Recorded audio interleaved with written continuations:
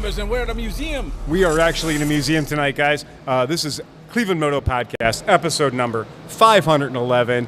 Minibikes at the museum. Crawford Auto Aviation. Light them up, boys. Oh, yeah. Well done. We're museum pieces. I feel left Beers out. taste better in a museum. I have nothing to light up. Oh, my God. Wow, this is cool. So this is the very first annual, the inaugural, if you will, the inaugural Minibikes at the museum. Crawford Auto and Aviation has gone around to all of us idiots in Cleveland that have small bikes, and we have got an insane collection of mini bikes. There's so much history in the room with us right now. I've counted at least 18 bikes that fold. Folding motorcycles. They'll all fold if you try hard enough. If you're so that's been motivated, my experience. you can fold anything. But these are meant to fold, and that's amazing. So we are surrounded by everything. And the crazy thing is I've counted also at least 12 bikes in the room with us right now that you could have ordered out of a catalog Hey, Uncle and Phil, had them show up at your house thanks to the Wells Fargo wagon is coming down the street. It's super fun, man. Go ahead, Pete. Uncle Phil, how many of the bikes have you owned personally? So right now in the museum, I think there's 5 of my personal machines around us right now, 6 if you count the DAX. And so there's 6 bikes of mine in here right now, and then there's 3 other bikes. I'm almost positive I own that Snow Runner, that Chrysler Snow Runner over there. I think that one didn't make it out of Cleveland. I rode that once, and that was like, no more. It's a bad idea. Yeah, it's really cool, man. This is a really great event. And they were nice enough to let us run the podcast at the event, which is super cool. To my left, I have... Greg Castillo. The And Greg, how many bikes do you have here in this building tonight? 9. 9! Mini bike king of So Cleveland. Greg is literally the Don't exhibit. ask how many I have in Total. my collection total. Yeah. I was told by There's just 9 Bagel. on- I was told by Bagel that you have D-1, divorce -1. My wife is here and she supports me fully. There you go. It's better than that cocaine habit you had. And to his immediate left, we have... Johnny Mac. What did you ride tonight, Johnny Mac? I just rode the Versys. Of course you did, because Yeah. it's reliable. Reliable, yeah. And to his left, we have... Dan Kropke. What'd you ride tonight, Dan Kromke? Rode the Tiger 660. Tiger 660. To his left, Nick Claben, new Nick, as Yeah, we're new calling Nick. you. Less broken Nick. Yep. What did you ride tonight, Nick? the Honda Hobbit. The Honda Hobbit, right on. Yeah. The spicy one that we saw. Real spicy The one. super spicy Extra one. spicy one. And what did Lizzie ride tonight? Tomos Targa. The Targa, the top Targa tank. LX top tank. Nice, very Yeah. cool. And behind the boards tonight, we have... Steve Sleepy. And Sleepy, what did you show up on? My mom's Ford. Because I had to come from Summit. I left Summit on a hurry. I did bad things on the highway, but I got here. Good So, man. Thank you. You used some of that speeding karma. Yes. Excellent. And to his left, Sean the Falconer. and Sean has a trunk full of birds. They are all enjoying the air conditioning right They- now. They are enjoying right. No, these birds Not- are not being inhumanely treated. No, and not the air conditioning in the museum. There is no air conditioning in the Yeah. museum. So if you notice a dead 100 hertz hum, it's because of the several industrial fans that are keeping this place Or tolerable. if you notice our shirts darkening and our foreheads. Dude, I am glowing already. I kind of feel like I'm back home in New Orleans. Yeah, Because little- it's that freaking hot and steamy in Oh, here this right is now. how you guys watch movies in Orleans. Exactly. Yeah. And to his left, we have Speedy Pete. Speedy Pete. I couldn't help but notice there was what on the parking lot today? Well, I have 2 bikes here. Uncle Dave Nolan rode my Trail 125, and I rode the cross-country Honda Monkey. Yes. So The cross-country they're both monkey. here. Yep. That's fantastic. And to his left, Chris Smith. now this is a weird one because what did you ride here, Chris? I rode the Mustard Monkey, cross-country mustard. But you have another one of your bikes is on the display right here. It has been sold to Dan Davis. So Who is it's the director of the museum. Yeah, Right. and it is on display. It's right behind us. Absolutely. It's in the camera shot. cross-country. Absolutely. That's another cross-country monkey. That's right. Fucking awesome. And to his left, Tim Man Tim. yes, well, Tim, by the way, for the record, if you need HVAC in Cleveland and you know me, I'm going to give you Tim's number. I'm going to give the museum Tim's number. Right? That's I was going to say, I think the museum needs it. Tim, what did you show up on here tonight? I'm on my K2 Trail 90. Trail 90 K2. Oh, yeah, I saw it outside. That's pretty rad. Tell the folks at home what you did to that bike, because that is a special child. It's got the Piranha 140 on it, and it's highly modified. I had the wheels rebuilt, the front forks redone. It's got an extra fuel tank with it sure does. About a 300-mile range on it. So, yeah, and you could hide that in the desert. yes. Yeah, that bike. It is desert. It is desert. Yeah, that bike is fantastic, and it's. Go ahead, Sleepy. I have a question about all this. One more. Do we have the record for the biggest podcast ever for a motorcycle podcast? Oh, maybe, yeah. And to his left, we have Tom Pennington. not behind the bar tonight. No. Right. Did you show up on 2 wheels or 4? Oh, no, I brought the Element. You brought the Element, exactly. It's got the working air Yeah. conditioner. We have an 11. We have an 11-person man podcast, yeah. with no headphones. With no headphones. There was, Well, we have one pair of headphones. Right. I got to What remind was everybody. that you said? I didn't hear you. What did you say? Right. What? I got to remind the folks at home that everything on this table showed up on the back of a Honda Docs. That's That true. constant hum Right. kind of deadens everything. Right. I'm actually not hearing it. Which No, is, like I he- have it yeah. gained down. He's got it enough, gained and- out. Yeah. So we're not. So go ahead. This has been a lifelong challenge, or at least a 15-year challenge since we started the podcast. I had this idea. What if there was a way that I could buy the right equipment and I could make one go-to-war bag, and in that go-to-war bag was enough shit to do a podcast? I didn't think it would be an 8-channel podcast. With 11 people. But goals were set, and then we added YouTube to it. We added video elements to it, and somehow all this shit fit in one waterproof bag. Where is And the camera? I don't even know where the camera So we is. have 2 cameras. Okay. We actually have 3. So, but yeah, so we got one camera right there, the fill cam, and that's this side of the table. We have the master camera over there. Hey, everybody at home, you guys check us out. And this is just my dumb camera. Oh yeah, that's his functional camera. I mean, where's the Johnny Mac cam? Well, the Johnny Mac cam's right there. Yeah. It didn't Can't like forget you that and one. it joined. It's now it's the fill Right. cam. Well, the Johnny Mac nose cam. Yeah. Okay, so people have had a chance to walk around and look at this place, because keep in mind, it's not just the mini bikes, which is awesome, but there's also the whole museum, and the museum itself is shockingly well appointed. We have airplanes, we have every kind of Packard that ever existed on the planet, apparently. We have cars downstairs with wooden wheels and white tires. That's a thing you don't see every day. Stainless We've steel got cars. Numerous stainless steel cars, a whole lot of stainless steel cars downstairs. There's a 68 Lincoln Continental suicide doors that's made out of stainless steel. They have one of the only Chevrolet EV1s I've ever seen in my life. that didn't get crushed. That didn't get crushed. Right, that didn't get repossessed and crushed. So there's a lot of cool, weird shit in this museum. So don't tell anybody at GM that one of them still exists Right, here. yeah, they're going to send a truck for it. They're going to be like, you're not allowed to have that. Don't overlook the merry-go-round back there either. Yeah, and that's one of our customers who does that. That's John Blazer, who is one of our customers, who's also a dentist and a Porsche-phile. That's right. He only touches underage Porsches. And you know, I find the aged ones are kind of a little bit better, though. he only like the Porsche that works at Hot Topic and the Porsche that works at Build-A-Bear.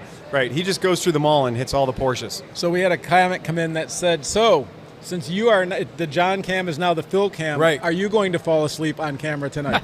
Oh, Hey, it might just be related to that camera right there. That's it. Shoot down the barrel of the sleepy guy who's not doing the boards. It's really cool. We have the important part of the Goodyear blimp in here. The important part, arguable, the fact that a big bag of gas wouldn't fit in the building, but the control house is right there with us. Gondola. The gondola.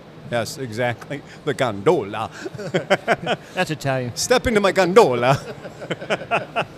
And, okay, so I'm going to go to my immediate left. Greg, what is your actual on display, not parked outside? What's your favorite bike that's in here? My favorite bike. Well, I mean, they all got a place kind of in my heart. But if I had to pick one, it'd probably be the Hardtail Z50 over there that I built. Yeah, the Hardtail Z50. Or the 69 Bonanza with the Hodaka motor. Also very cool. Or the 2 Fuji Go Devils that my daughter and my niece rode the wheels off at every scooter show I've taken them to. Well, now one of those Go Devils has been passed around since Skidmark was at the coffee shop. Well, okay, so Brian, who's Right. here, he's walking around. He Right. actually has a Fuji Go Devil. Right. That's not one of them. Oh, no, his is a Centaur, isn't it? No, he's got the Oh. Fuji Go Devil, but when he bought his, and he told me he paid like $250 for Yeah. it, which that's crazy, you know, they go Right. for big money. And That's big money. he said he even has the bag for it. Well, at our old shop, the old little tiny Right. garage, Yeah. someone took the carb apart, and they lost one of the most important pieces in the carb to make it run. It's this little tiny screw-up piece, brass, that goes on in the bowl. Lost it, so it never would run again unless you had that piece or machined it. Right? I found him a carb for it, got it Right going, on. and I was like, man, this is really cool. Well, then I bought one of them, then I bought another one, then I bought another one, and I got parts for them. So I think I have 4 running. There's one on display that's all, like you said, the Yeah. folding. Folding, yeah. The one's folded up in the bag, just like your de Blasi's, and then Yeah. there's one that's all. Yeah, right Spread behind us, if anybody cares, right behind us we have 4 bikes that are in their flaccid form and their erect form. Yes. Right? So Erect. they're getting it there and then getting it once you get there. And that's a concept of the idea is a bike in a bag. And basically these bags are the size of hockey bags, like hockey equipment bags. And these bikes are not fucking light. How heavy is the Go Devil? I think 50 or 60 pounds, I thought 75. something like that. Because I Yeah, know the that bag would the rip if you, DeBlasis like, are really go 80 pick it up. pounds. And like throwing that over your Yeah, shoulder they're and like, heavy. I'm going to go to commute to work on this thing. Try carrying an 80-pound worst-shaped bag on the planet anywhere for any distance. And the fantasy was if you had your Cessna or your Sea Ray boat, Right. you could put that on the boat or the Cessna, and when you got where you were going, you didn't have to call a taxi. Well, if I remember, the de Blasi was specific. The ones you have are Yeah. specifically made to go into the trunk of a car. Also true. Because you call somebody when you're drunk at a bar, they would show up on that bike, There's a whole business for that drive in your England. car Yeah. home, Yeah. and put that in your trunk, and then fuck off. There's a whole job in England that you can have called being a monkey rescue rider. And so that when you get loaded, they show up, throw that in your trunk, and they drive your car home, even though you're super duper loaded and shouldn't be driving anything. Top Gear did a whole episode on that where they each had cars and they had a fold-up scooter and they would show up, they'd drive your car home, and then they'd have to ride the scooter back. and Oh, everything Is that like the one where Jeremy had that, he was in the thing that the car had a helmet on it? Oh, yeah. Jeremy cannot ride a motorcycle the same as No, Mike. no. Absolutely refuses to. And so also behind us, we have the Motocompo. And we have 2 Motocompos. We have the new Electrocompo. I know, right? I know. Here's Brian Shaffrin behind us. I don't know where he came from. Hey, Brian. Hey. Hi, everybody. What's going on? Skid Mark Garage, Moto Go. It is a 12-person podcast. It's official.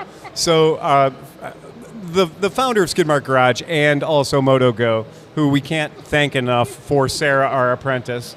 Best thing we've ever done in a long time was our Moto Go. Yes, our Moto Go apprentice, Sarah, who is, she is the best thing since Tom. That is it. She is killing She's it. super fun. We love having her around. So the Motocompo was it was designed to go in the trunk of a Honda car, the Honda City, and it was like you buy the car, you could have that Motocompo as an option, so that the idea is Mom would drive the car around, taking the kids to the various events and whatnot. Dad gets dispatched out of the car that last 2 or 3 miles to get into the city center, so that oh, look at that, Peggy McElfresh is over there.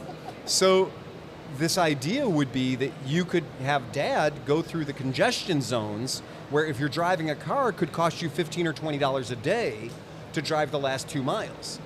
And then Dad is supposed to fold that thing up and wheel that in like a dolly. That's one, if we want to pick up the folding bike contest, don't pick the Motocompo. It is not the easiest one to pick up. All of them, but the Motocompo and the de Blasi's all are completely DOT legal. Full turn signals, full brake light, tail light, headlight. And the fact that some engineer somewhere went, great idea, we put it together, it folds, it works, everything's great. And then some other jerk from the marketing department came in and said, oh, well, now it's got to be DOT legal. And the engineer quit. That was his last day at work. He was done at that point because they hired somebody to put the lighting rig on that's never been on a motorcycle before. The lights on these things are tragic.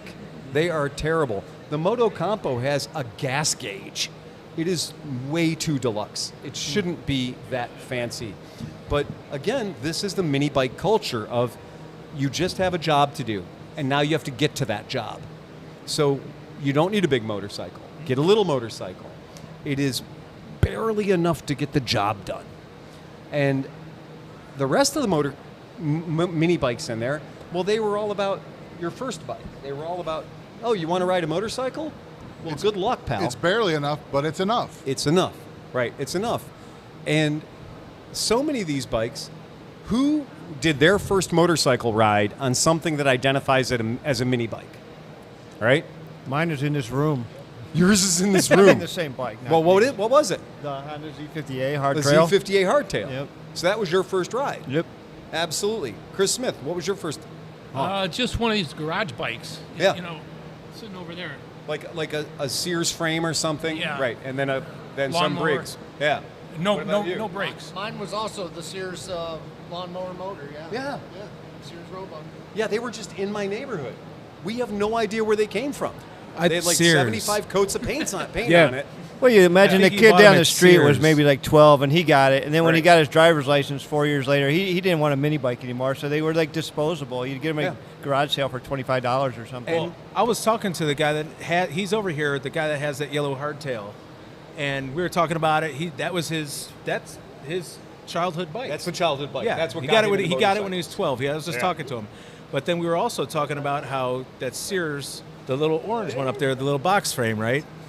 Well, he says, I remember when my dad bought it. I was 12 years old. It was $300. I said that Sears Runabout was $89. Oh my So God. and there's ads to prove it. Yeah. If you Right. you look it all up. That Sears little Runabout, whatever it was called, the little Right. hardtail with the little Briggs motor, was $89.99. Whereas the Z50 with the lights and the 3-speed, that was $289.99. So for the same price, you could buy 4 bikes, mini bikes. Wow, you could set up your whole family. Right, right. Yeah. The Z50 hardtails, that's kind of in the CT70s. That's what everyone wanted, but that was like the upper echelon of like you had to have money to have one of those. The other ones, yeah, You like think- you said, they just showed up. The Sears Runabouts, that is the motor, right? The motor is the money. Everything around it is the smallest amount of money spent Yeah. to make the motor get across the yard. Solid wheels. Yeah. There wasn't really anything special about them. Yeah. The frames were just there was no suspension. No. The first bike I ever rode, my neighbor built, and nobody had a welder, so Yeah. he took angle iron and bolted the mini bike He together. literally bolted it together. Yes. You could do that. Yeah, drilled holes and Yeah. just put triangles, Right. because once you triangle something, it's strong. There's never enough triangles. Yeah. Yeah. No fancy welding for you, huh? No. Yeah. When in doubt, add more triangles. Yep. So what was your first? All of my motorcycle rage is about unrequited mini bike love. That as a child, me and my buddy Stevie would look at the Honda brochures, and we wanted an XR75 so bad, the silver XR75, and never got it. And it wasn't until later on when I was in high school and I finally had $50 to my name from working at Long John Silver's that I bought a Suzuki TS 250. So my first ride was on a 250 two-stroke. 252 stroke. Yeah. Tom, what was your first ride? Oh, I think my cousin's trial. No. I take it back. My brother's Yamaha Trial 80 was the first thing that burned my leg. Hey, there you go.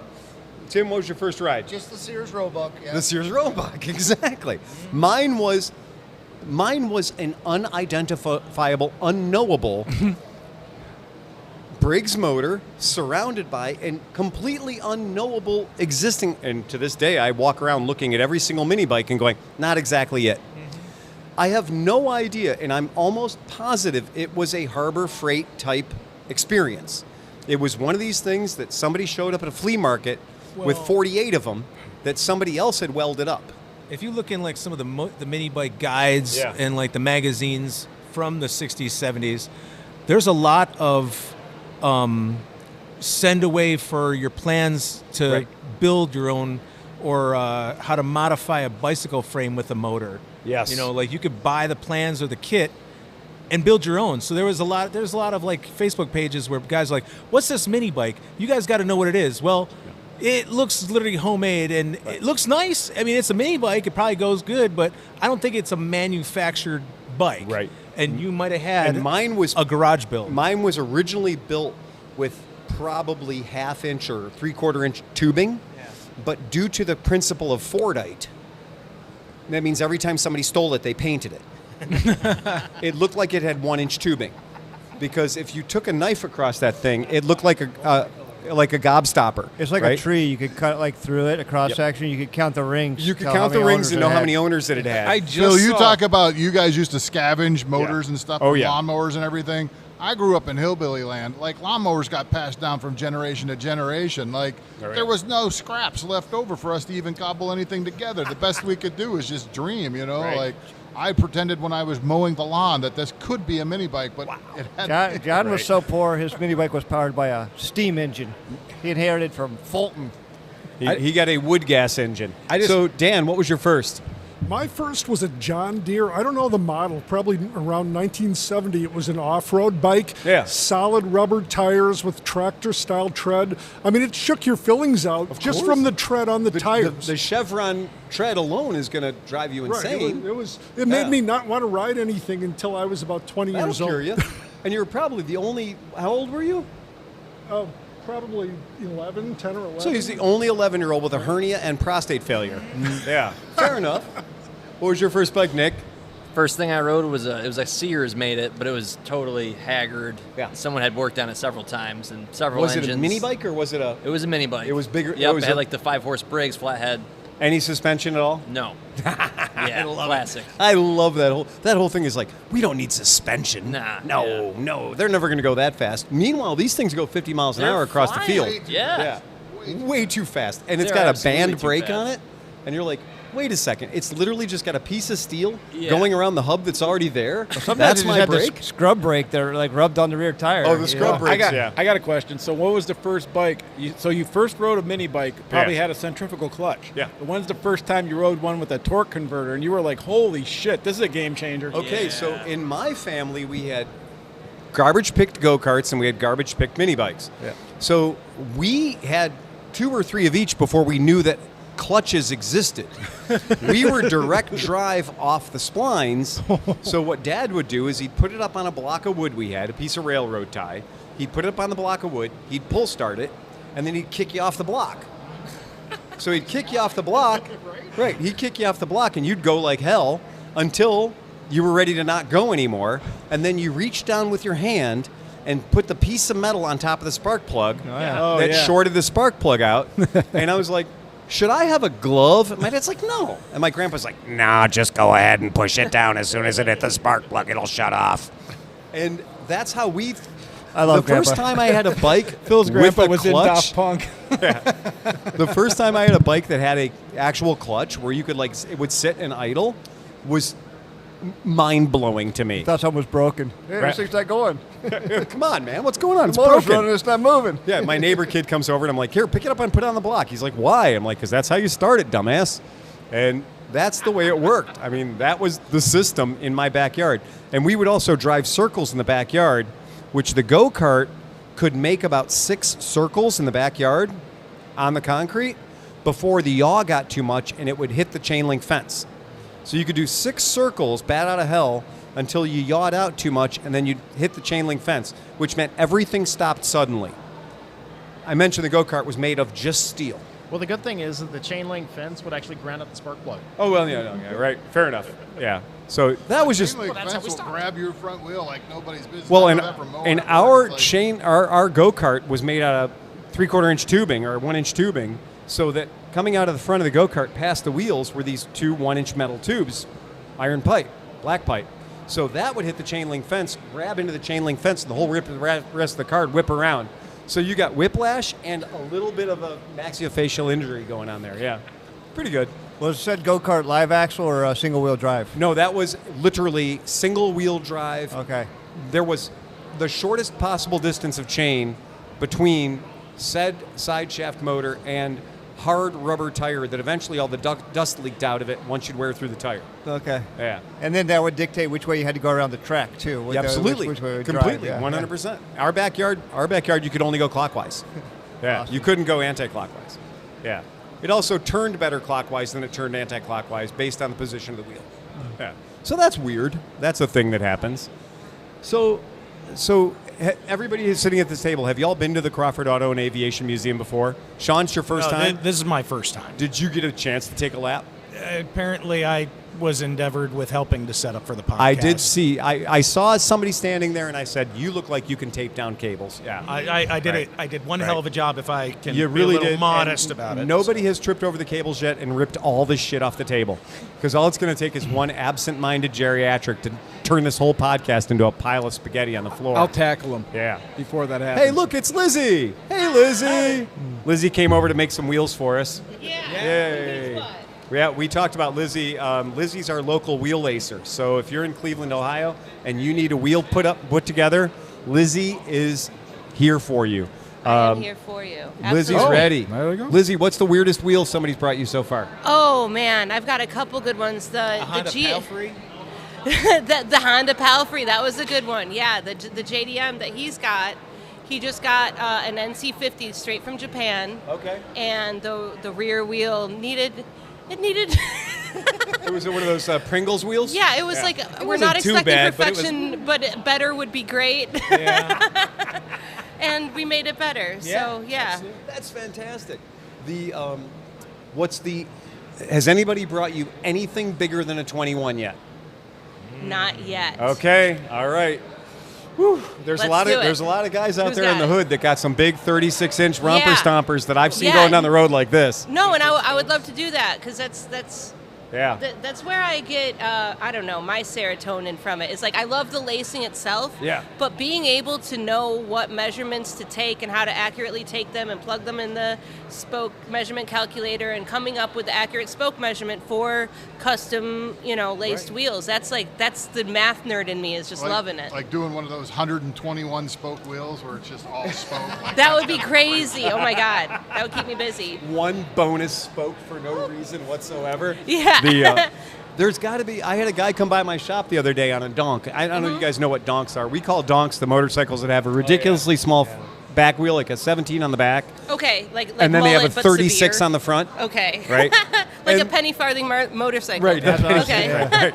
Like Do you a have a pizza wheel cutter. stand big enough to true a 36-inch So wheel? I don't know about 36, but I do have extensions, and I guess I could put extensions There on are sawhorses Yeah. exist, right? Yeah. I mean, you can get creative. That's the whole thing. That's why the guy that came by the shop the other day on this thing that was just weird paint and like 7 sound systems and LED lights and the whole deal, and he showed up. You didn't buy it?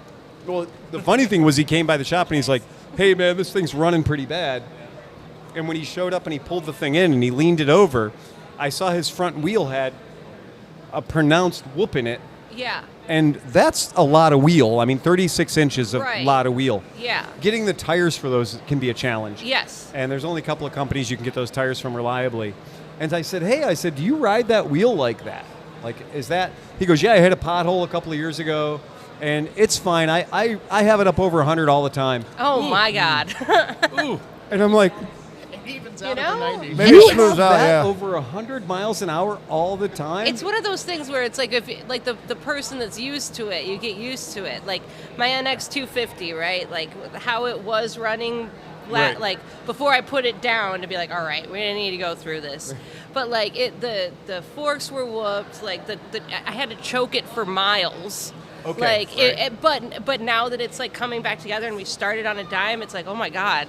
I didn't even realize it was so bad. So he's going to realize, like, if he can get his wheel true, hey, find me. That making it better is going Yeah. to be so much of a noticeable difference. Also, we had a lot of customers used to come in with Urals, and Urals used to have a thing where round wheels were like an option. So, like, a lot of The Urals spokes came loose. in the 90s, They would just come loose. the Ural wheel was literally not round. Oh, And wow. So they would take $12,000 of your money, give you a sidecar rig made in Russia, and the first time you took it on the road, it was doing this business. Oh, that's, And people are like, maybe it's to match the bumps in the roads in how Russia. on I don't earth know. is that even a thing? So they had a big campaign about it where they were like, okay, now this is your all. They're not going to send you some wheels. They're going to give you an option to buy some better wheels, right? Oh, yeah. So if you want to All new upgrade your Ural. I've seen Ural- companies do that. Yes, exactly. That's what it is. And so, like, we're joking, like, so in the community of urban bikers that have the donks and the Urals, those are both people that are ripe for your services. They Yeah. are those are market into those niche markets, and of course the penny farthing market. Whoever brought that up, that's Yeah. That's not. We haven't covered that enough. Yeah. Get the penny penny farthing farthings and then the safety bicycles. Yeah. All those horrible things. So that's very cool. And you rode tonight. I rode my Tomos. You rode the Tomos Targa Top Tank. I call it a Thomas all the time. I almost Thomas the Tank. Thomas the Tank moped. Her name's Cherry. Cherry. She is a bright red 1996 Tomos Targa LX. LX. Yeah. Stock with some porting and a pipe. Yeah. The stock carb, which is a 1412 Shaw. And she rips. I got her up to 47 on the Shoreway. Damn. Yeah. On not the bad for a Shoreway. stock. That is little- not. Yeah. That is not bad. Yeah. Yeah, that is not bad for a Tomos moped. That is legit. Yeah. Yeah. She's that a is ripper. legit. Yeah. It's not the size; it's how you use it. That's considered Yeah. speeding on the Shoreway now. Well, yes. Well- First of all, that's 9 over. Right. Or 11 over. I'm sorry, that's illegally- 11 over. Incriminating Illegally myself. speeding Right, on a yeah. moped. I mean, Of all the people that are going to get arrested for going 196 miles an hour on Interstate 90, Lizzie gets arrested for going 11 over on a fucking Tomos. don't worry. That would be my luck. There's no cops that listen to this podcast. No, there aren't. I was going to say, do you really want to be the police officer that writes that ticket? Again, I tell people in my shop this all the time. Police officers are violently, evilly mean to each other. If you think they're mean to you, you should see the way they treat each other. And when I was a police officer, there was an unwritten rule. You didn't pull over a scooter or a moped, Right. because if you did, the second you call out the license plate over the radio that the entire city is listening to, dispatch goes, oh. And dispatch looks for any opportunity to fuck with the guys on the road. Yeah. So dispatch will go, okay, 4. So it looks like you're out there with a 1988 Vespa registered to Lizzie. Lizzie, okay. And yeah, it's valid. It's valid. Are you going to be okay there, or should we send SWAT?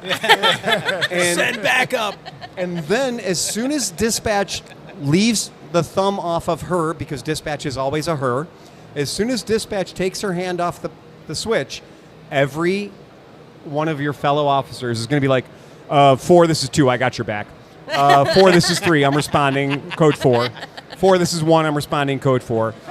4, can we get a helicopter over here? I can only imagine the shit the guy got for pulling me over. It never stops. For drag racing a Geo Metro. Well, at least that has My 4 wheels. first speeding ticket was in a Geo Metro drag racing. Yeah, but you didn't get pulled over for the Metro. You got pulled over for drag racing, dude. Dr. Waters and I were 2 up on a shit-hot P200, which means it could clear 75 miles an hour. So we were 2 up on a P200. We were coming down Interstate 91, and we were moving along about 65-ish on 10-inch wheels. Cop comes out of the Metro Parks. Literally, a Metro Parks cop could not resist me going 65 on Som Center Road, which is 50. So he screams out, lights and sirens, pulls us over. And here we are, joyfully enjoying our scooter. He comes up and he goes, do you have any idea how fast you were going? I was like, absolutely. We're going 45. It's as fast as it can go. And he goes, no, I clocked you at 65. And I was like, officer, I think what you're doing is a great job here, but that is scientifically impossible. This is a Vespa scooter, and it goes 45. Probably less with both of us on it. We're 2 full-size American people. And he reassessed the situation. I said, are you sure it wasn't somebody coming at you? I know the radar works. It keys in on the higher speed and the larger vehicle. So the larger vehicle is anything other than this. The faster vehicle is anything other than this. So if there's a car within a mile, it's what your radar's seeing, not this. Is he that goes, Matt and Missy from Moto Hop? that is Matt and Missy from Moto Hop. The Moto Hoppers are here. Yay! Are you guys getting your small bike requirement in before AMA Vintage Days? Yeah. All these vehicles in here will be for sale at AMA Vintage Days, bargain priced. Greg's like, no, they ain't. Well, you can't get them out of here until October, so. Oh, that's a good way to protect you from selling your shit. Phil's Yeah. like, damn it, I didn't know that. Damn it. Did you have to sign a contract? All right, so for take that? us Like, back- You can't sell it. You Wow, can sell it. nice. It's just going to live here until October. Until It's- October. it's Okay, on- good luck with that. What is it? Lend-lease? Lend-lease. It's on Lend-lease. Yeah. Oh, Right. nice. The big wheel They'll bike put over there. Just like every other museum in the world, they put a red dot right next to the exhibit NFS. to say that it's already been sold. Yes. Oh, there you go. okay. Right. It's like when you Gotcha. go to an art museum I've never been to an art museum. I don't know. I have no idea. I The big grew up in trapper them. bike. The big trapper bike. Yeah, over there the with big tracker wheels. bike with the chevrons I was on going it. to take that to Mid-Ohio, but they're like, oh, we want to display it in the show. I go, okay, all right. Yeah. Oh, no in and out privileges? No, what the hell kind of valet now is you have this? to- I Now you would have to bring bring it your back Tomos. like all. Yeah. Let me bring it back and just. Oh, I would caked. bring it back filthy. Oh, I should. Oh, I noticed that somebody ran a rag over my bikes, by the way. Because I didn't do that. I brought a couple of these things in filthy, and somebody took the liberty of cleaning my bike for me. I think mean, it's John. you took the white de Blasio away from me at band camp a couple of years ago because I had it covered So in mud. there was a... It was that guy right there, Dan Davis. Yeah, Dan Davis. It's his fault He was right wiping there. the bikes down. Yeah, that bike's not big enough to hide behind, Dan. You need a much bigger bike, sir. Do you guys need frosty adult beverages? If you know of a... I tried flagging the stewardess down earlier, and she looked at me and she went... Raise your hand so I know how many to get. Phil, why don't you bring him over so people can Yeah. see him and say hi? What's that? Dan, come over Well, here we're and going to say bring him hi. over once he delivers the beverages. Okay. We're going to make him sing for his supper. Yeah, that's Give and it. take. Yeah. 1, I'm raising my hand for an adult beverage. 4, 5, 6. Wow, they're getting free beers frosty from the adult beverages. museum. I'm good, thank you. Yeah. Raise your hand if you need something NA or something, I suppose. I'm good. No. Right. Okay. So I got that is the kind of hospitality that we craft get at service- Crawford Auto and Craft Aviation service is Museum. floating around here. I'll if take you a need it. milkshake. So, Unky Phil, I just had Yes. one of those. They're take pretty us good. back to Som Center Road. So the officer in question showed up and we had this conversation. He ran my license plate, which came back for a completely different bike, but it was historical. And I said, of course, Lambretta made all the Vespas. Wait a minute. This isn't Right? you didn't have the hysterical plate on it, did I you? always have historical plates. No, the hysterical. I know. Every single historical plate I've ever had, I white out the letter O and turn it into the letter E. So my historical plates all say hysterical. That's hysterical. Because it gets the cop ready, right? If the cop's going to come up to you and that plate says hysterical, he's going to at least be like, okay, this guy's got a sense of humor. I'm probably not going to get shot. Yeah. Also, the guy's riding a 40-year-old moped. I'm probably not going to get shot. Yeah. Right. So it just sets things off on a lighter tone. But he did. He ran me through. He ran the bike through. I explained that, yes, all 1962 Lambrettas were marked as Vespa P200Es, and that was just normal. And that was enough for him. He decided not to get into a pissing match based on the operation of radar, because I also then badged him. And I was like, well, this thing we call, there's this reciprocity. And reciprocity means I'm going to take care of you in your city or my city when you come through.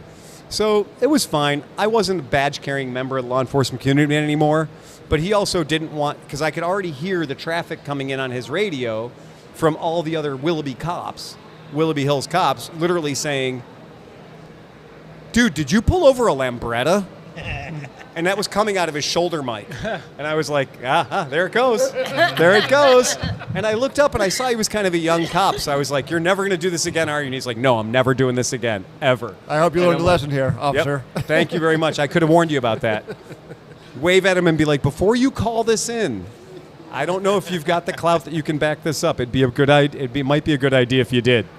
So generally speaking, mopeds in general, there's a whole lot of people that have confusions over what is legal and what is not legal, especially in our state where it's not just 49 cc's, it's 49 cc's and pedals and less than a horsepower and less than 20 miles an We kind hour. of just rely on the cops also being confused and get away with what we want. Ignorance is bliss. Yeah. Right. Chesterfield. Oh, Frosty adult oh my beverages. God. Yeah, Dan He's going to Davis do the bunny delivers. dip when he gets over to you. Yeah, that's it.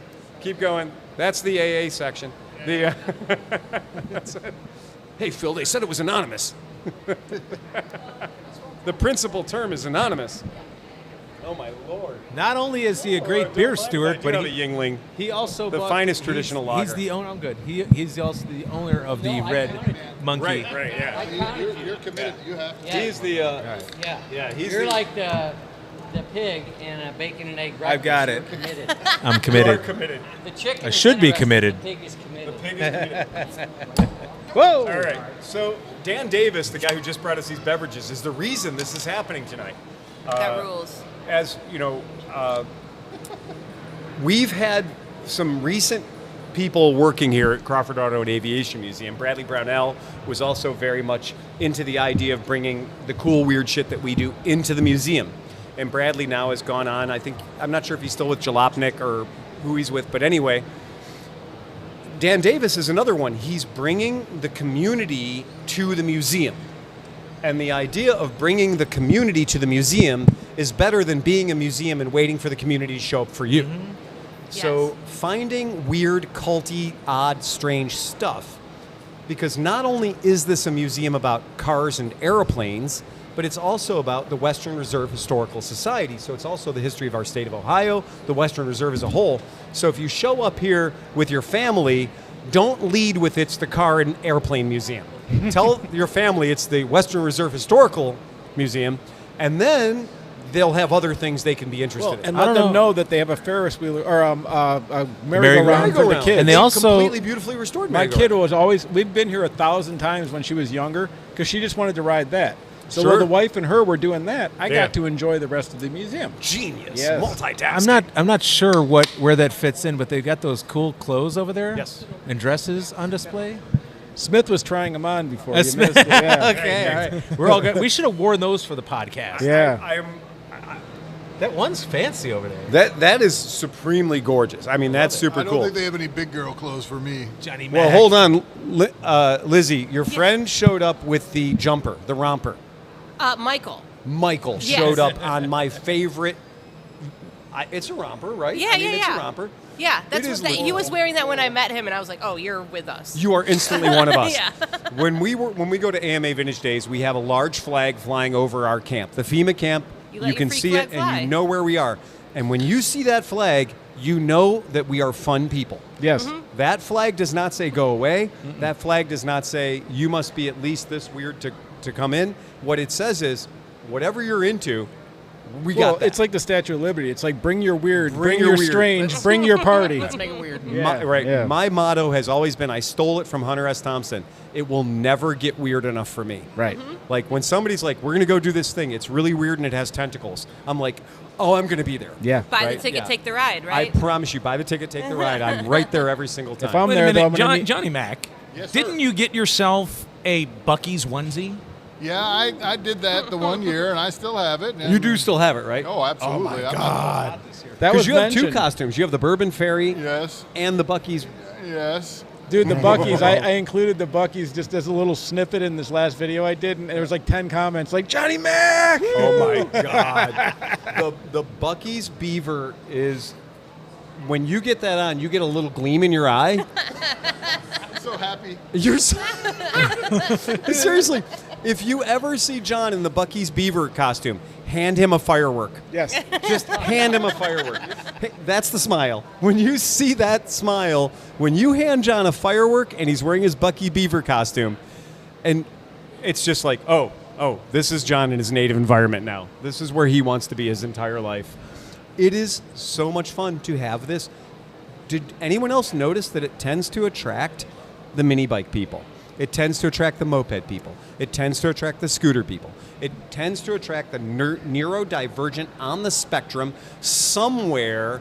I'm convinced that there's a moped gene. Yes. Oh, yes. Yeah. If you see somebody who has an unusually overdeveloped right calf, that's from kickstarting. And there are people. Yeah. If you get somebody who's like, oh, I'm going to go kickstart that bike, and the other guy's like, fuck you, I'm going to bump it. That Yamaha RD60 bump started way better than if you would have stood there and tried to kickstart it or Right. hate start it. Yeah. It is, John's the same way. John is like, you're not going to kickstart it like a Trail 90. John's like, just push it. 90% of the time, John's just like, oh, just push it. Because you're headed in that direction anyway, and now you're closer. I will say this, that a Kickstarter can beat an electric starter. Yeah. Like you can actually spin that motor a little bit faster. If you really give it a good romp, then the electric starter will do it. Oh, I've had yeah. bikes where electric starter, no, it won't do it, but give it a good stomp. Well, raise your hand if you've ever stolen all the electricity from your coils trying to start your bike using an electric starter. Yeah, for sure. Oh, yeah. I needed that electricity to make the engine go boom, boom, boom, boom, boom. But I just Tuesday used already? it all. Yeah, exactly. It's Tuesday already. I just used all of my electrons to crank that stupid starter motor. And now I don't have anything to support the coil. Well, and John gets them so good. Like your one, that one that you have like the dirt bike bars on, you just move it an inch and it's running. Like you put it in Do you know what first. John go will tell boom. you? Points and condenser. Points and condenser. Yeah. That's it. John's the only guy I know unelectronic ignitioning bikes. Yeah. Points of condenser on there. I'm not on fuel injecting anything, though. I can tell you that. Keep that feeler gauge on you. Oh, no, I smoke. Cigarette paper. As long as I get a pack of cigarettes, I'm good to go. Fair enough. Yeah, business card, pack of cigarettes. I can Yep. time anything. I'm good. That's true. Yeah. I do like in one of our old Honda manuals, I can't remember which one it was, but it, in the toolkit, they put a feeler gauge, which is really, I think that's just delightful. I think that's It's so cute. elegant that they have a little pouch on the outside of the plastic toolkit for your feeler gauge. That's rad. But I also like that in the manual it says, or literally the cardboard from a pack of matches. Oh, yeah. And they conjure up a pack of matches, not a cigarette pack. We also know that the foil in cigarette packs will save your monkey ass 9 times out of 10 when you don't have an extra fuse in your bike. Isn't there like a rating, like a cigarette pack is like 10 amp or 8 amps? Yeah. So we learned in our community that if you took the foil from a cigarette pack and went the whole way around the fuse and you put it in, that son of a bitch would not blow until you got to 10 amps. And at 10 amps, the smoke comes out. Yeah. But up until 10 amps, it's solid. It sure beats using a 22 round. Don't ever use a 22 round. Don't ever use a 22 round. It is the audible. Well, you've heard of a slow blow fuse? That's the fast blow fuse. Yeah. And it leaves a hole in your side cover. I mean, it doesn't have to be a full round. Just a blank will do. Well, sure. I mean, anything that fills that spot. Who in the world has like blanks floating around in the top drawer of their parents'? Anybody who has a RAM set. Oh, well, that's true. Yeah, if you ever built a house. But a 22 facing backwards, you're fine. Right, exactly. It doesn't matter because we've done them a bunch. When they go and they're not in the gun, they just go out in all directions. Yeah, right. The bullet stays in the one place. The brass goes crazy. So Phil, since he's sitting here, and Yes, since he Dan brought Davis. us Frosty beverages. Yes. I Which have we to all ask appreciate. him- Thank I you, have to Dan. ask- yes, thank you very much. I have to ask a very important question. Yes. How much did Greg have to bribe you to put in this exhibit? Oh my God. Talking to the mic, Dan. I had to sign a non-disclosure, so I'm afraid that's going to have to stay just between Greg and us. Is there any chance that Brian Shaffrin said, get at least 9 of these bikes out of my shop? I think the number was 13, but So a full baker's dozen. yeah. Well, some I of the actually baker's believe dozen. I believe that Brian Shaffrin is waiting for Dan Davis to say it's the mid-'80s Japanese bikes display at the museum, so then Brian Shaffrin can get 90 derelict bikes out of Skidmark. What's he going to do with all that space then? But you'll have all of the Honda V45 Interceptors and Magnas. They'll all be here. Every old gold wing. Instead of not being worked on at KZ440s Skidmark. hanging from the ceiling. Do you know how many Viragos right now we have at the shop? Oh, it is You're tripping over 'em. obscenely stupid how many Viragos have come into our shop this year. And by the way, Brian goes, "Oh, you got to see this bike someone just gave me." I go, "Don't tell me it's a Virago." It's a Virago. Of course it's a Virago. But the guy made it look like It's a Virago 50. He made it look like a oh God, what was that? While you're He thinking made about it that, look like an older bike. hey Lizzie, Yeah. have you ever Stupidest had a thing. Virago 50? I haven't. No. So one of our podcast members, Cameron Vanderhorst, An OR50. OR50. Okay, so I have a OR50. friend. Well, he passed, but he had an OR50 and he wanted to get that restored. They're so cool. So- that's like one of the lesser known shifty by far. 50s. It's Yeah. a YSR motor Yep. jammed into the world's smallest inappropriate cruiser. It kind of it's almost like if a Suzuki did a monkey. But almost. didn't the one guy have that at the shop a couple weeks ago? I don't know. That's what that was. The Virago 50. No, that's an RX. Oh, That's the RX. RX, Totally yeah, different. yeah, This that's the is, cruiser. I promise you, this is a Virago 250 shrunk down by 50% with a 50cc YSR motor in it. That's exactly what it is. Look it up. Nice. So we were at AMA Vintage Days. There are 93,000 cool motorcycles there.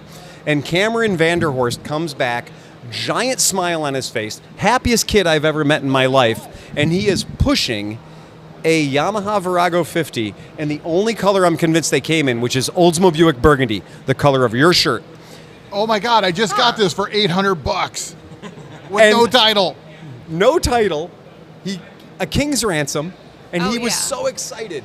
And meanwhile, every other silverback gorilla at the camp was like, You got hosed. You got hosed. I hope you got a block of soap that might have a $10 bill in it because you've participated in a motorcycle scam. And that thing showed up. And there are motorcycles that I will not touch out of principle, and that is on the list. It is just one of those things. I will give my soul to a YSR 50. Yeah. I will not spend 10 minutes on the YSR 50 powertrain put into a cruiser bike. I don't care how cool it was in Japan. It is what it is. I'm with Lizzie. I think they're cool and they're so dorky that you have to have some appreciation for it. But apparently I don't. And that would be like if you showed up right now in a Camaro with a, if you showed up in a Dodge Charger with a 225 slant 6 in it, I'm not going to get up and talk about how cool that is, right? That's just not where I am. Sorry, guys. I'm not going to play that game. That Virago, and then watching him sit on it and fantasize what it was going to be like the first time he got to ride it, I was just like, man. I helped him clean the car when we got it running. It was running. Look, it came to the right place because in less than 3 hours, the thing was being ridden around. It was never worth $800. That's one of those bikes that's only appropriate at Mid-Ohio. That's true. That's one of my favorite parts about Mid-Ohio is getting something for cheap and then just fiddling it with your friends, and now it's running, and now you're riding it around Mid-Ohio. That's like the best part. Completely. But the problem with that, though, is when you get back on Monday and you got like 6 bikes, you're like, what the hell did I buy these for? Yeah. Like the football helmet with the wheel, and it was awesome on Saturday, but now it's Monday, and you're like, what do I got to put this thing? I'm going to go take a ride through the Metro Parks on this. Oh, no. What did I do? My dumbass traded a completely good and running Tri-Zinger for a... You remember the deal. I do. I traded it for a Van, OG Van in green, right?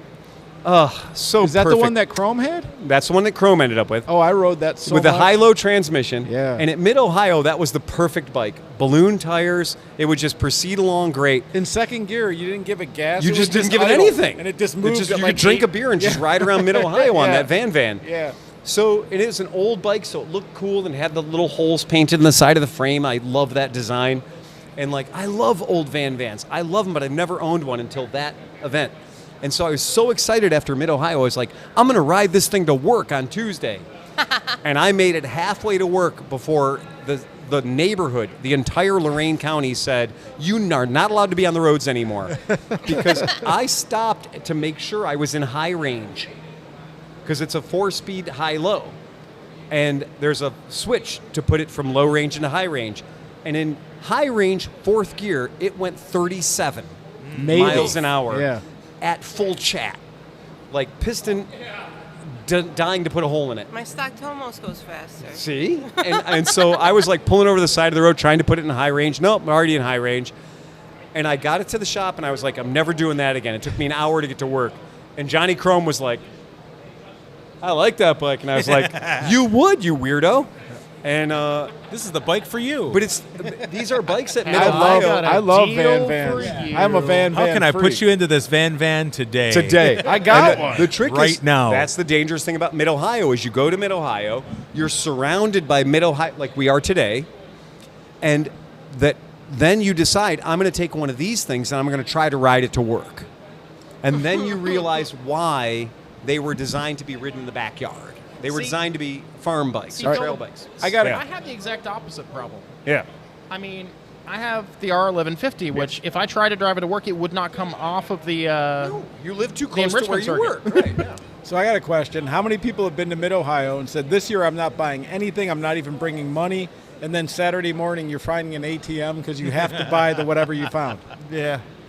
I have tried the technique where I bring no money. Yeah. But the problem is I sell things. Yep. Then I have money. Yep. And then I'm like, free money. yeah. And then I'm like, I've never had a TDM 850. I'd like to have a TDM 850. Right. That one seems squared away. I've never owned a W650 before in my life. Okay, guilty as One Bought of that my- shit on Sunday. Yeah. One of my favorite so Mid-Ohio. Sunday buys are worth it though. Like you said Saturday morning ATMs. Saturday morning ATMs for the fools. You got No, to go yeah, for the yeah. Sunday deal. Sunday is- It depends. Unless it's like a bucket list item. That's right? what I'm Like, talking like about. Saturday's Yeah, the yeah, yeah. bucket list Sunday's to things. pick up the crap, but Right. Saturday happens, you're like, oh my God, I've Or won wanted that for 35 years, and I see it. Thursdays you get the early bird deal. Yeah. So it's like you either got to buy on a Thursday or Sunday. Thursday, everybody at the place is either a vendor, which means you're a vulture, Yeah. or you're a vulture. And on Thursday, you pull up, and if you've got a trailer Yeah. that has like walls on it and people can't see inside, you're waiting in line to get in, and dudes are opening your trailer to see what's inside. I'm not a vulture. I'm a vampire. Totally vampire. Yeah. I've known guys that are in line Thursday night, Yeah. and there's people walking down, and they're lining the street. Oh, yeah. trying to, like when Yeah, 'cause you're blocked there's out. only one After a couple- 5 o'clock, yeah, right. you're not getting. So there's guys walking, Oh, yeah. and knocking on the windows. Is that bike for sale? Is that Oh, bike yeah. for sale? But what Absolutely. they do is they'll buy it Thursday night, Of course. ride it the whole weekend, and they Absolutely. sell it Sunday. If they're not, they take it home, put it on the market. Promise you, that's the way to do the it. Mid-Ohio That's a move, game. kinda. Yeah. Especially if you realize that you don't have the room to take the thing home that you bought on Friday. So that has benefited me a lot. That's how Phil That's how I got my the Motocompo. Well, no, you know that what? Motocompo becomes that Motocompo is because of the Japanese folks that have brought it into the country have poor spatial awareness skills. Yeah. So they showed up at Mid-Ohio, supported by the guys from Rice Paddy. Okay. And they showed up, and Was that the Rice Texas Paddy was people? what's that? Was that the Texas people? They're Japanese people. Oh, I Yeah. mean, okay. I was Rice just Paddy's thinking- from Rice Columbus. Columbus, Okay. And so Gotcha. what had happened was this couple from Japan had brought all these bikes in, 35 odd bikes. And the idea was we're going to ship them one way because we're going to sell 20 of these things at least. So the shipping truck went away, and so they had no plan for getting 35 bikes out of Mid-Ohio. They Right. had one Dodge Ram truck, and they had one borrowed trailer. And 35 bikes won't God fit in bless that. 'em. That's a buyer's market right So there. yeah, so Sunday morning turned into a real buyer's market. Yeah. Well, I And remember that when in the year they had 3 of those Motocomps. They had 3 And they were Motocompos. like Yeah. crazy money. oh, they were, yeah. And they had the YSR 50s. Yep. They had all these race bikes from Japan, but Yeah. they had big numbers on them. NSR 250s And they were like just- 13 grand. They just Yeah. did not Nobody bought sell. them. Right. No. Nobody bought them. When you told me Wow. you swooped in and Because picked up they that, they I'm like, failed to understand how AMA Vintage Days works. It is not a place for big spenders.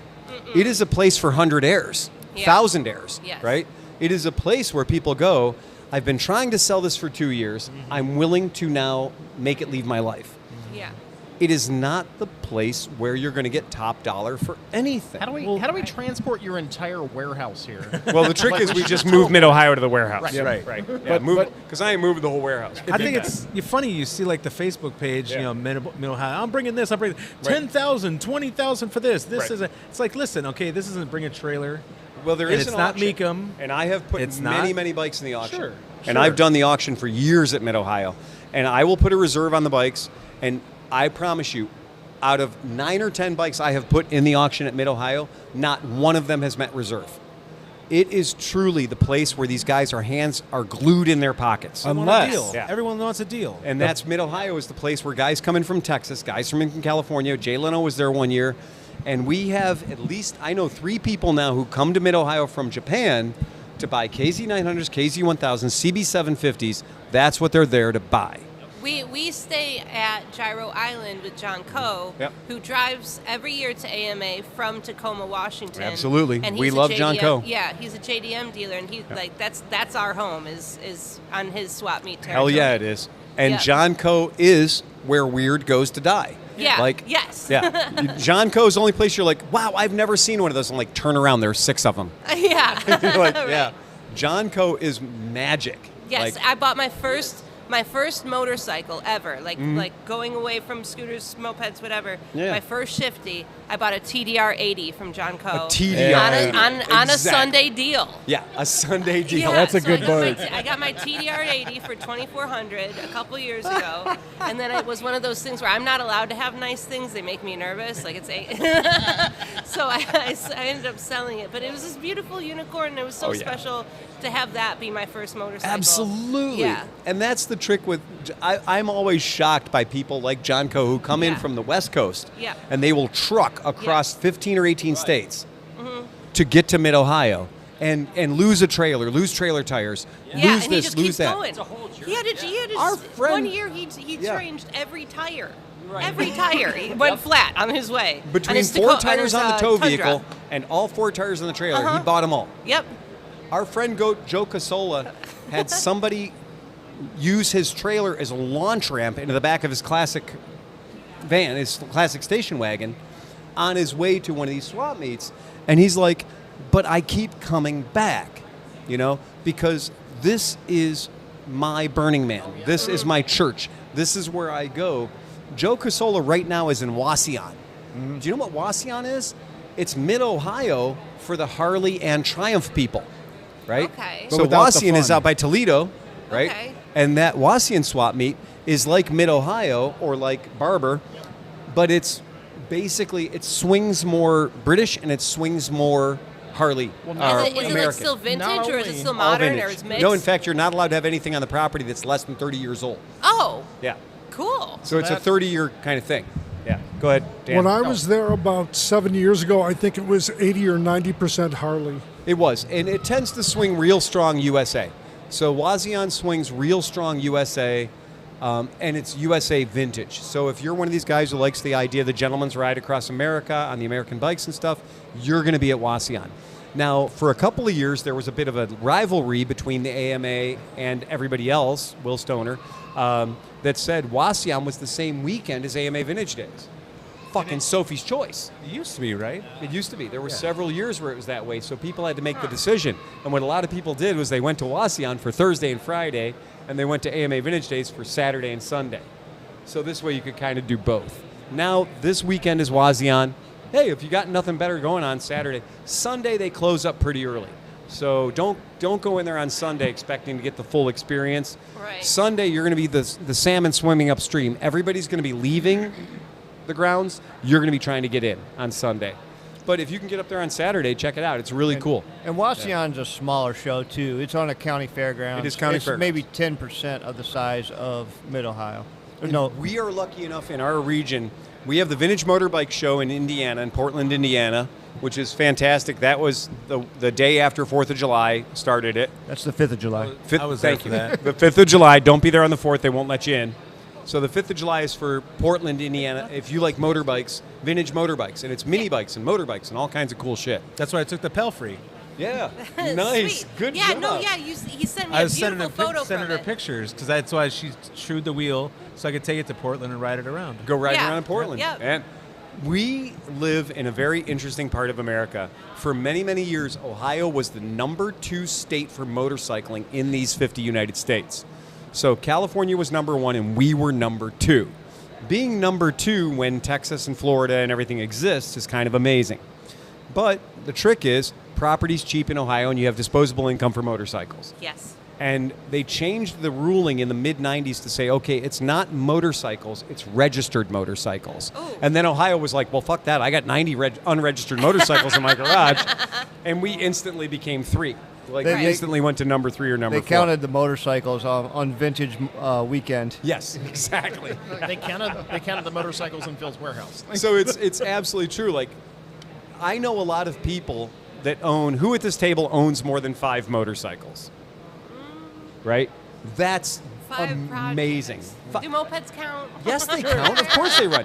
Is it a motor? Does it have 2 wheels? Then it Okay, counts. fair. Yeah. So if you have more than 5, Yeah. you are disproportionate. You stop counting in the 20s. We had a rule at I'm only 60. at 4. I told Tom.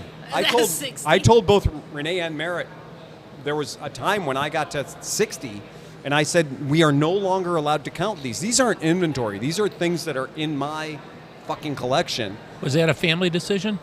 No, it was me saying I just can't stare the devil in the face anymore and be like, I have 60 bikes to sell, right? Yeah. Because after 5, they're no longer fun to have kicking around. If you're like, okay, if I can do 1 project a year, I only have to live to be 130, right? This is why you brought me in. You have 71 bikes yourself. Okay, all right. At least 17 in his garage. The problem with owning more than like 5 bikes is maintenance. You can't. Just general maintenance, like Oh, man. winterizing, especially like in We have a lot of Cleveland, British friends who where have it's- 1 motorcycle, and it's amazing. Right. It's the best If motorcycle you have you've one ever motorcycle, it's real easy to take care of. If When you have 20, 30 of multiple them, motorcycles, some of them with multiple carburetors, by the Right. time you like get one carburetor cleaned and you move to the next, well, when you clean the last carburetor, You're it's just time to start the perpetually first one. cleaning carburetors. Hey, oh, did I Sleepy. put this battery on a tender or did What I do happened the a couple battery? of years ago after you went out to the garage and none of the carburetors Oh, my worked? Oh, dude, I got sold bad gas, and like all my vintage bikes, I went from like every year putting like what I thought was recreational gas, which I went to the place. It was in Sullivan. The one place I usually go is out. I went to Sullivan, $5 a gallon Oh, for yeah, baby. recreational fuel. I filled No up ethanol. 25 gallons of it. Came home. It was just enough to murder 6 bikes. Dude, I emptied all the gas out of all the tanks. So this is a time process, right? Put that into the truck because the truck doesn't give a shit about what kind of gas Truck it doesn't has. care. And I filled all the tanks. Right. And I'm like, there you go, guys. Good night. I'll see you in March. Yep. Came out in March, and I opened the first one, and I got the whiff of not fresh gas, and I'm like, oh, no. My new policy is I'm draining the float bowls. I'm going to undo the drains, and I'm literally going to shut the tap off and drain the float bowls. That's a good idea. There's an easier method than that would just be to turn off the fuel gauge when it's running. Every little single drop. Oh, Lordy, okay. Because That's it dedication. might stall. It might stall before I'm gonna that puff. last little sip. I'm gonna Fair puff carbon monoxide into the carburetors and make sure there's nothing in there at Yeah. all. I was really cool 2 years ago. I had this one old Lambretta, 1958 Lambretta. I'm like, you know what? I may or may not ride this next year, but I just brimmed it with ethanol-free rec gas. I'm like, you know what? I'm not going to ride it. Now, every bike in my world, I shut the fuel taps off and drive them until they die, right? So now I have a gasoline vessel up here, and I have no gasoline whatsoever below a certain point, right? Right. We're good. And then my last trick is I pull the spark plug out, fog the cylinder with whatever over-the-counter agent, WD-40 or better in there. That's my jam. It's what I do. And then I do the airbox as well. So I hit the airbox up because I have learned that mice will not go where WD-40 / whatever is. Oh, nice. They don't like it. Great right? tech tip. So you just fog all that shit, and the mice will leave it the hell alone. So you just fog, go crazy. WD-40's cheap. Hit it. Just hit it. And you're like, oh, but everything's going to be greasy and oily. WD-40 is fish oil, people. If you've ever eaten at Arthur Treacher's, you have WD-40 on your hands, right? It's fine. You can mainline that shit. Go for I it. don't recommend it. Yeah, I don't recommend it. Don't do that. No, your tongue tastes weird for about a week. Better. But the long and short of it is, But it I won't did rust. that 2 years ago. I prefer Blake but I just, brake cleaner. oh yeah, It'll fuck clean the pipes. 49 states safe. Forget that California shit. I went out to my Lambretta and I gave it 2 shots of wolf juice. Start you bastard. I gave it 2 shots in the airbox. I gave it 3 kicks. Taps are turned on. It ran through the wolf juice like it was meant to. And then when the gasoline hit it, it just was done. It was done. And it was basically that struggle, that struggle cuddle of when you're like, I'm just spraying starting fluid. Yeah. And I am now the carburetor. Yes. So I'm just like, kick it, and then I'm just you're like, the fuel injector. I'm the fuel injection system. Right. Now look at this. Look at that. Good thing it's got top-end lube in it, because this is now a one-stroke engine, and I would just do that. And eventually I was like, well, and I pulled the carb out, and what came out of the bottom of that gas tank, for being ethanol-free, for being, supposed to be safe, I got green jelly out of the bottom inch of my gas tank, and I was like, nope, The here we go. bottom inch? One of the worst. 1 inch. One of the worst things Why? I've seen lately. Condensation. Yeah. I'm attributing, even though I had the gas tank filled to Yeah, well, that's touching the the top, trick. You the fill it so bottom there's no air inch, and- the bottom inch or so The was just algae and nasty it was will weird. settle to the bottom of of gasoline the no matter color. what. The color green though Yeah, green gas. is very telling, and that color green is usually that you have some sort of organic water, whatever, Well, right? They So, can tell, okay, so they you can just tell you it's verified that I'm still kind of well off with my method Mm-hmm. of just drain and fill the gas tank, Right. put in a new spark plug, clean the carb in the spring, game on. And go to like, town. don't even waste your money Go to on town. all the stuff Well, and all the effort. gasoline. Just do it. Gasoline Just will give it eventually the- turn this color green because it's literally it's algae. Yeah. It's just nasty green gas. But depending on what year of the bikes and what seals and what gaskets are in there, if they Right. dry out, you Yeah. could be hosing yourself Yeah. too, because then in the spring you turn the gas on and it Fair just enough. runs on everything. Oh, when I turned the To be fuel fair, tap I'm on the coming from Lambretta, moped Yeah. I could hear all the rubber that turned into plastic going into the fuel line. Yeah. Well, So So I turned the fuel tap and it went.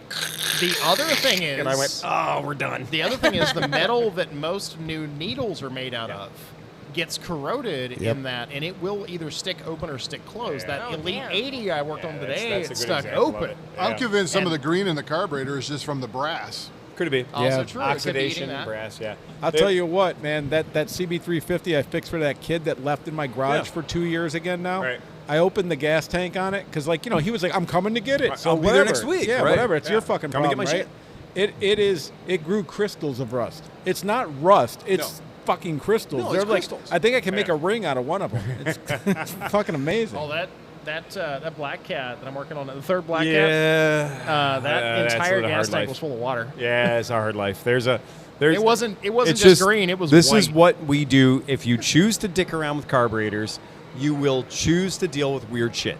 Like that is part of the deal. choice. That's like driving an automatic or That is listening it. to music on a record player. You Yeah. choose life in the hard lane. Yes, you do. You've made a decision. We respect you for it. Yeah. But also, we understand that there will be a point in your life where you're like, maybe 63 weird vehicles is not how I want to live my life. Maybe, I go into my garage and I walk past 14 arguably really cool motorcycles that I'm like, not going to run that because that's got 4 carbs I got to clean, and I'm just going by going, fun to look at, fun to look at, fun to look at, no fun to look at, but fun to ride.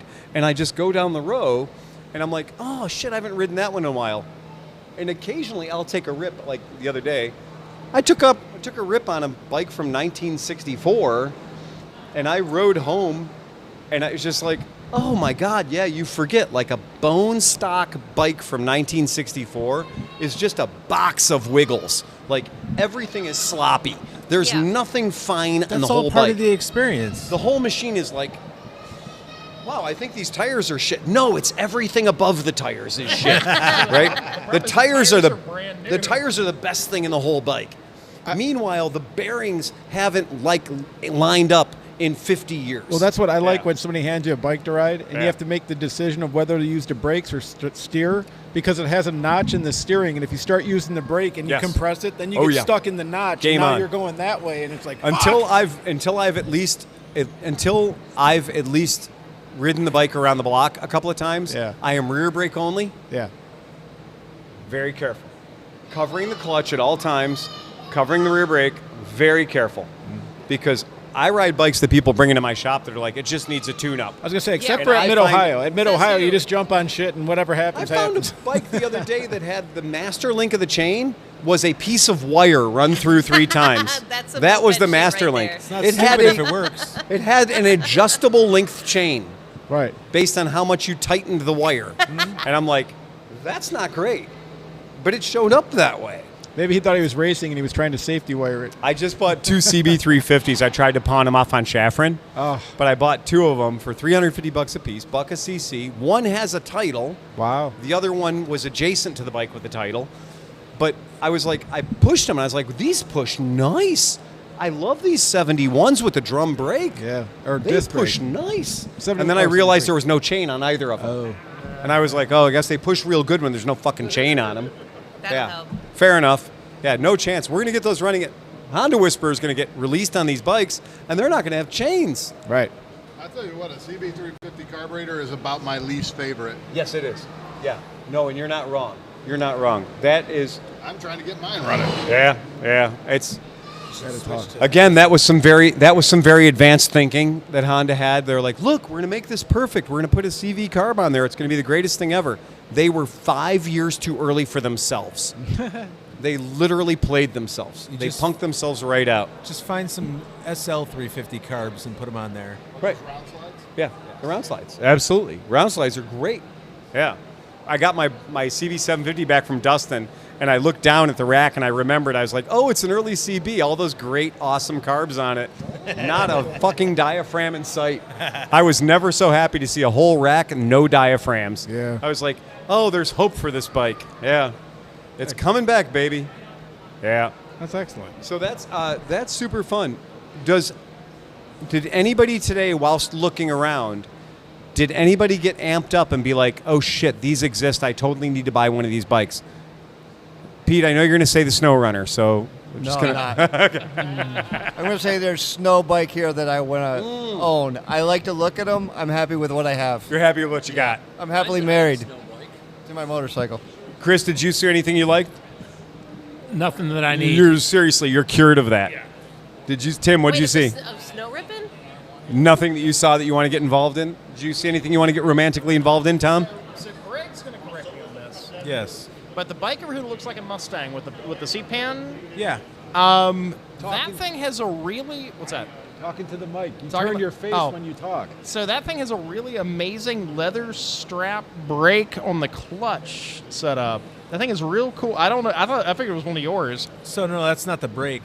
You actually pull that lever, and you can adjust the whole motor tilts to give more RPMs. Tension or more, on the belt?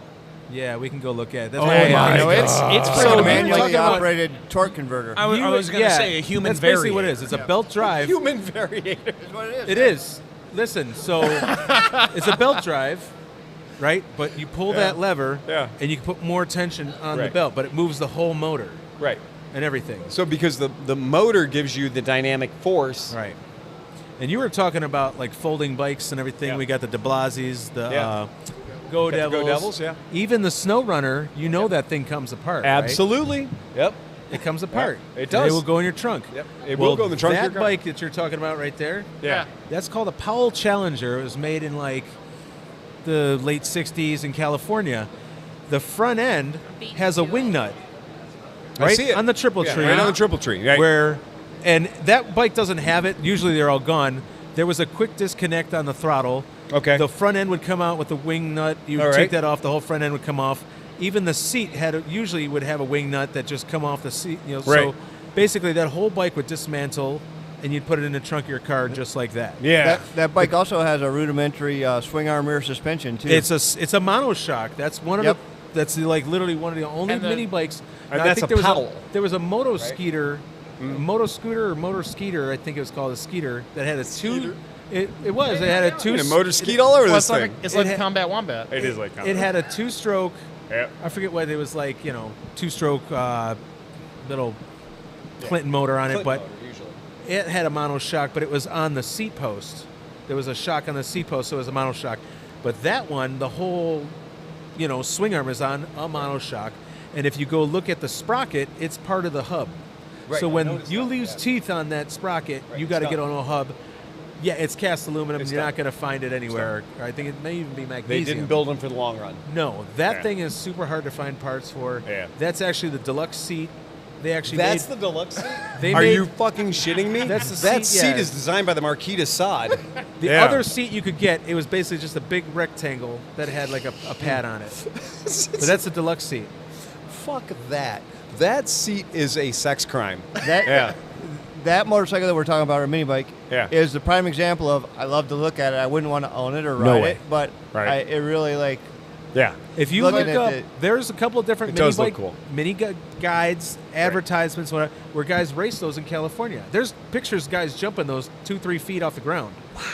The suspension Man. on those for a kid was actually really good. Leave it to me to pick the most You complicated did thing. pick the weirdest fucking thing here. Oh, Absolutely. that's a pretty rare bike right there. Yeah, when I was looking at it, I was actually going after your Chevron tired high flotation moon buggy mini bike, the one that you wanted to take to Mid Ohio. That one is an all original 1970 Trapper mini bike that was made in Michigan, Livonia, close to Livonia. I like the gratuitous use of glittery fiberglass. It literally is all original. Like Yeah. the paint, the motor. The only thing I changed on it was the petcock and the fuel line. I have a TR6R that's exactly that same color. Those tires are original. Oh, are they really? Yes. Wow. That's how nice that bike is. That's It even if you fantastic. look at the gas tank, all the original Right. like caution decals, the everything stuff's is there. all on it. Does anybody else found a bike they want to go home with, or they would literally take from the Come on, displays Nick. here?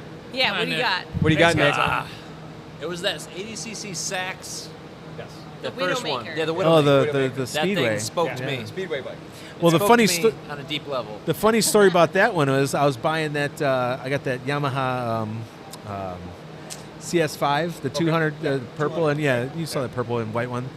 And I'm in Warren, Ohio, and I'm buying this bike from the guy, And he takes me into his basement. He's got a Yamaha shop, dealership, and everything. That's how most of those stories start. This guy Well, took me into his basement. He took me into the basement, and he goes, let me show you some really cool mini bikes. And I go, chains mini bikes everywhere. Mini bikes? No, that's my. That's Do you remember versus my the story? big white van. All I got to right? do is Yeah. take my pants off. Okay, Dude, I got two-stroke or candy. four-stroke, On Greg? Clark Avenue, I had a dude invite me in. I was going to buy rollers when I raced bicycles. Yeah.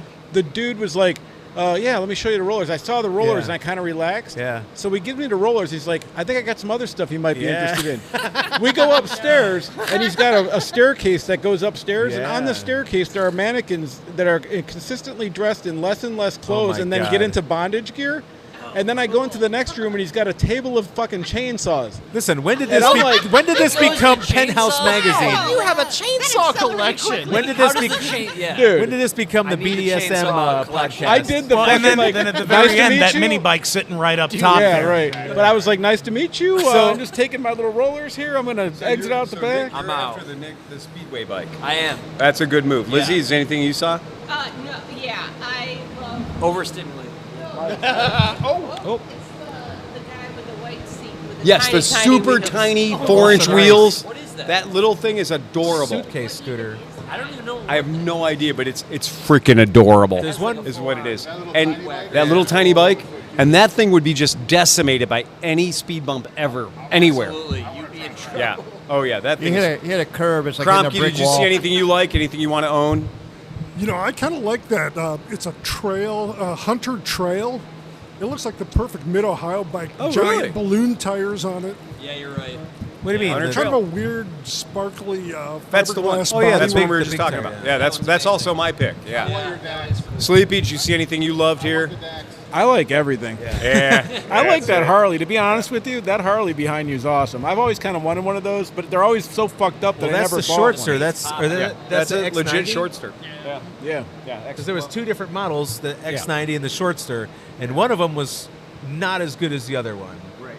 The, I the, think it shard, was a the 60 Shardster was not That as was good. the 65cc Yeah, one. it's a They made 65 90cc Shortster. The was 90s. The 90, yeah, X90. Yeah, that's a Just 65 you never Shortster. see them though without rust on every surface. But and- have you seen the how that the shifting linkage works on that? No, I have to look at You it. should check out the shifting linkage, and when you figure out that like it's a nightmare, Yeah. you'll stay away from that bike. Okay. It looks cool. Anybody else got any? Hey, John? well, I mean, you know, not to tout it, but the TNT 135 still looks good to me. I know a guy It'll that get can you sell you home. one. It'll be available in October. Oh, right now all the TNT 135s are $3,300. Bring cash. I was looking at that blue-gray Honda Dax. Yes. Well, Yes. Yeah, Yes. yeah. Right behind That's me. a right fun bike. Yeah.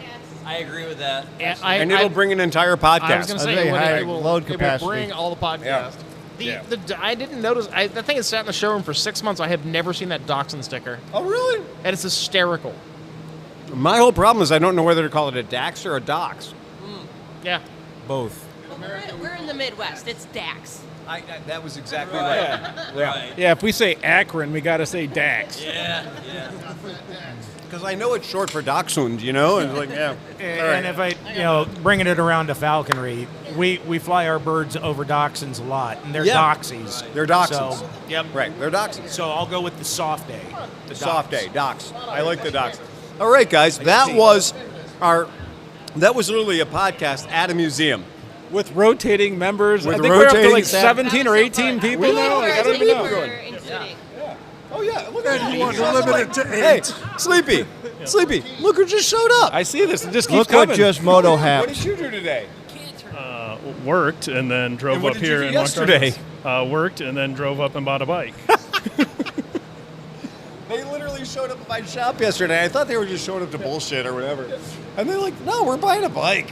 And they legitimately bought a bike yesterday at the shop. That And rules. it's funny because I never know what's going to happen. I show up at work every day like an idiot. What bike did And they get? They got a 200cc fuel-injected Rattler. Yep. So, yeah, they got a 70-mile-an-hour scooter. The one, Yeah. the one sitting near the front door. It is cool. Yeah. Rip Yeah. that on the Yeah. shoreway. Yeah, it's a Rattler. Right, it's a Rattler. They're terrifyingly fast. Well, went up to look at the Black Cat. Right, originally. they showed up to Yeah. get a Black Cat, and they left with 150 extra cc's. Yeah. That's cool. And a fuel injector. Happened. Yeah. Pretty good. I think that's a solid move. Yeah, that's a win. I can only imagine how difficult your job is right now. It's sleepy. The only one with headphones to monitor levels. Good luck.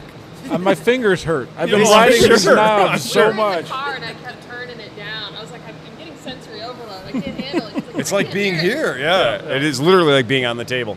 Yeah. It was fun. Yeah, this is great. It's the first time we ever did this, and it's kind of cool. Yeah, this is an awesome exhibit. Yeah, it's a good time. This is my first time to the museum at all.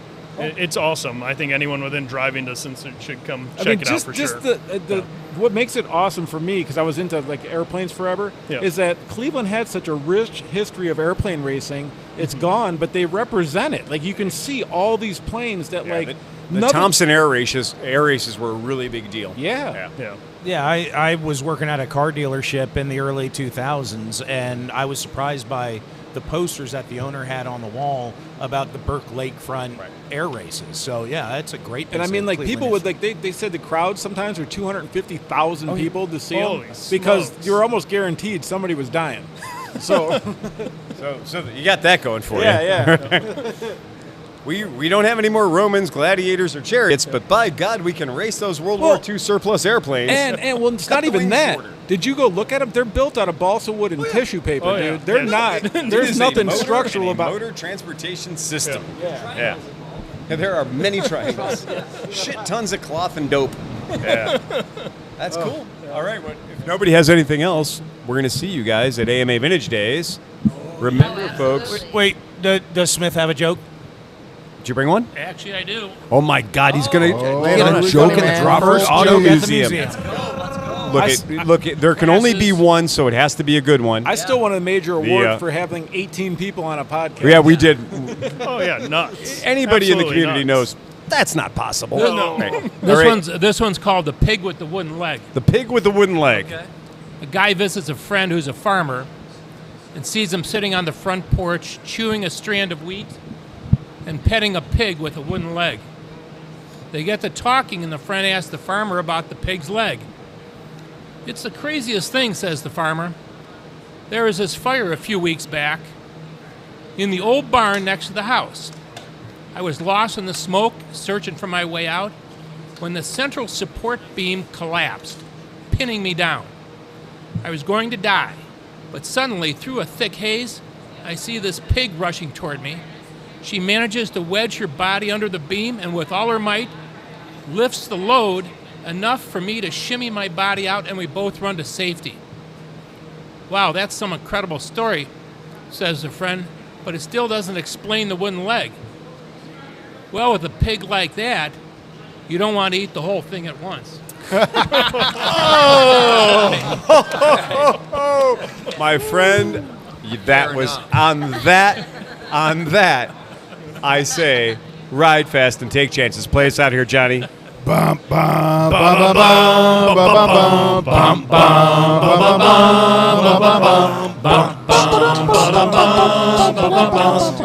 All right, eject, get us out of here, Sleepy. Press the right button.